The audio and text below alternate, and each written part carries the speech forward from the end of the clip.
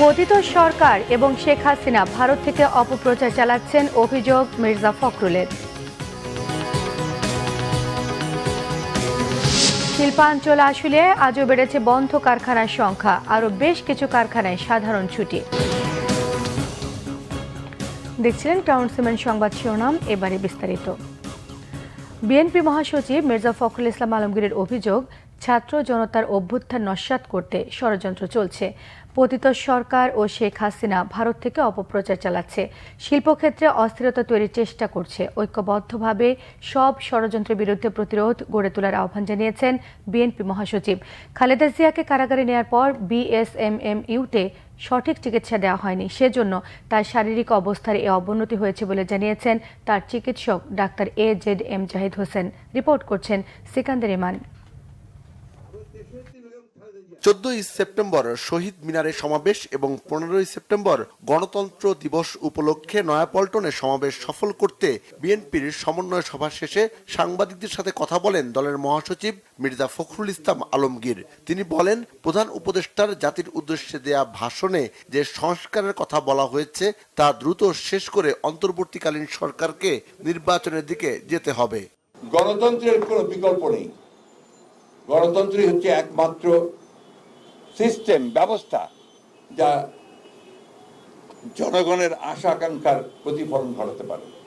সেই জন্যই গণতান্ত্রিক রাষ্ট্র ব্যবস্থা গঠনের সহজ ব্যবস্থায় গণতান্ত্রিক প্রতিষ্ঠানগুলোকে তৈরি করা হচ্ছে আমাদের সবচেয়ে বড় গুরুত্বপূর্ণ কাজ। কিন্তু সেই কাজটাও জনগণের অংশীদারত্ব থাকতে হবে। বিএনপি মহাসচিব অভিযোগ করেন, ছাত্র জনতার অভ্যুত্থান নস্যাৎ করতে ষড়যন্ত্র চলছে। ঐক্যবদ্ধ হয়ে সব ষড়যন্ত্রের বিরুদ্ধে প্রতিরোধ গড়ে তোলার আহ্বান জানান তিনি।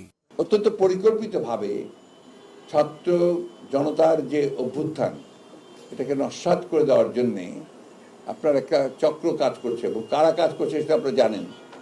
পতিত ফ্যাসিবাদ হাসিনা বিদেশে ভারতবর্ষে আশ্রয় নিয়েছেন, এবং সেখান থেকে যে অপপ্রচার চালানো হচ্ছে আপনার এই বাংলাদেশ সম্পর্কে, মানুষের সম্পর্কে, এই অপপ্রচারগুলো কখনোই গ্রহণযোগ্য হতে পারে না। শিল্পক্ষেত্রে আপনার একটা অস্থিরতা সৃষ্টি করার চেষ্টা করা হচ্ছে। আপনাদের মাধ্যমে আমি অনুরোধ জানাবো যে সমগ্র বাংলাদেশের যারা দেশপ্রেমিক মানুষ আছেন, তারা সবাই একযোগে ঐক্যবদ্ধ হয়ে এই ধরনের প্রবণতাকে তারা নস্যাৎ করে দেবেন এবং তার প্রতিরোধ গড়ে তুলবেন। এ সময় বেগম খালেদা জিয়ার স্বাস্থ্যের বিষয়ে সাংবাদিকদের প্রশ্নের জবাব দেন তার ব্যক্তিগত চিকিৎসক, বিএনপি স্থায়ী কমিটির সদস্য ডাক্তার AZM জাহিদ হোসেন।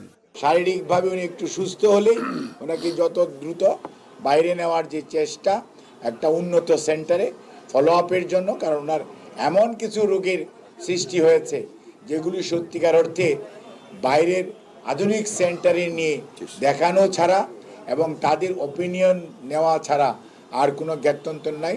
সব ষড়যন্ত্র মোকাবেলা করে জনগণকে সাথে নিয়ে গণতন্ত্রের ভিতকে আরো মজবুত করার কথা জানান বিএনপি নেতারা। সিকান্দার রেমান, বাংলাভিশন, ঢাকা। সাংবিধানিকভাবে বর্তমান অন্তর্বর্তী সরকার বৈধ এবং সবকিছু আইন মেনে হচ্ছে বলে জানিয়েছেন অ্যাটর্নি জেনারেল মোহাম্মদ আসাদুজ্জামান। প্রধানমন্ত্রী ও রাষ্ট্রপতির ক্ষমতার ভারসাম্য আনতে কোনো প্রধানমন্ত্রী যাতে একচ্ছত্র ক্ষমতাধর না হন, সেজন্য সংবিধানের 70 অনুচ্ছেদ সংস্কার জরুরি বলে মনে করেন অ্যাটর্নি জেনারেল। বৃহস্পতিবার দুপুরে সুপ্রিম কোর্টে অ্যাটর্নি জেনারেল কার্যালয়ে সাংবাদিকদের এসব কথা বলেন। তিনি বলেন, দ্বিকক্ষ বিশিষ্ট শাসন ব্যবস্থা নিয়ে বিএনপির ভারপ্রাপ্ত চেয়ারপারসন তারেক রহমানের প্রস্তাব সময়োপযোগী। প্রধান বিচারপতির ক্ষমতা বৃদ্ধি করা সহ বিচারকদের স্বাধীনভাবে কাজ করার জন্য বিচার বিভাগের সংস্কার জরুরি। সংবিধানের 70 অনুচ্ছেদ ক্ষমতার ভারসাম্য নষ্ট করছে, এই অনুচ্ছেদের সংশোধনী জরুরি বলে জানান রাষ্ট্রের প্রধান আইন কর্মকর্তা। শাসন, আইন ও বিচার বিভাগের ভারসাম্য আনার জন্যই সংস্কারের উদ্যোগ নেওয়া হয়েছে। আখাউড়া সীমান্ত দিয়ে ভারতে পালিয়ে যাওয়ার সময় চট্টগ্রাম 6 আসনের সাবেক এমপি ABM ফজলে করিম চৌধুরীকে আটক করেছে বিজিবি। সকালে বিজিবির জনসংযোগ বিভাগ থেকে পাঠানো খুদে বার্তায় বিষয়টি জানানো হয়েছে। এ বিষয়ে বিজিবির জনসংযোগ কর্মকর্তা মোহাম্মদ শরীফুল ইসলাম জানান, ভারতে পালানোর সময় আখাউড়ার গাজীর বাজার থেকে ফজলে করিম চৌধুরীকে আটক করা হয়েছে। ছাত্র জনতার গণ অভ্যুত্থানে গত 5 আগস্ট শেখ হাসিনা সরকার পতনের পর থেকে আত্মগোপনে ছিলেন তিনি। এরই মধ্যে তার বিরুদ্ধে চট্টগ্রাম ও রাউজানে একাধিক মামলা দায়ের করা হয়েছে। সেনাবাহিনীর শীর্ষ পদে রদবদল করা হয়েছে। লেফটেন্যান্ট জেনারেল মুজিবুর রহমানকে সেনাবাহিনীর চাকরি থেকে বরখাস্ত করা হয়েছে। এছাড়াও lieutenant general Saiful Alam, lieutenant general Ahmed Tabrez Shams Chowdhury এবং মেজর জেনারেল হামিদুল হককে বাধ্যতামূলক অবসরে পাঠানো হয়েছে। 5 আগস্টে দেশের রাজনৈতিক পট পরিবর্তনের পর সেনাবাহিনীর বিভিন্ন পদে এর আগে রদবদল এবং বরখাস্ত ও বাধ্যতামূলক অবসর দেওয়ার ঘটনা ঘটেছে। এই ছিল এখনকার মতো। পরে সংবাদ সন্ধ্যে 6টায় 5টায় রয়েছে নিউজ টপ 10 দেখার আমন্ত্রণ রইল। এছাড়া বাংলাদেশের সংবাদ ও সংবাদ সংশ্লিষ্ট অনুষ্ঠান দেখতে ভিজিট করুন www.bbnews24.com, facebook.com/বাংলাদেশি নিউজে সাবস্ক্রাইব করুন, youtube.com/বাংলাদেশি নিউজের সঙ্গে থাকায় সবাইকে ধন্যবাদ।